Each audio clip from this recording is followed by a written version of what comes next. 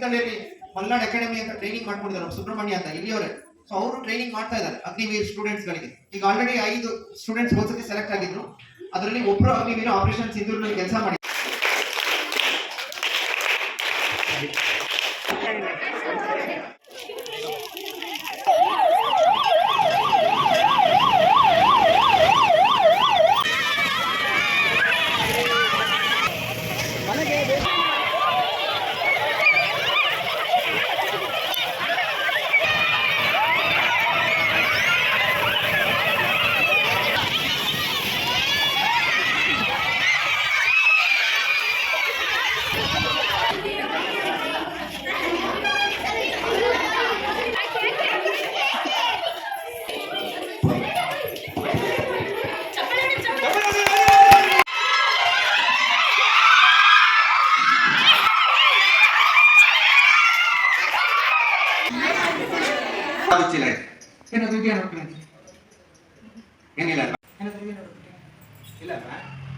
ಕಲ್ಲಿ ಮಕ್ಕಳಿಗೆ ನಂಬಿಕೆ ಜಾಸ್ತಿ, ಬದುಕು ನಂಬಿಕೆ ಮೇಲೆ ನಡಿಬೇಕಲ್ವಾ?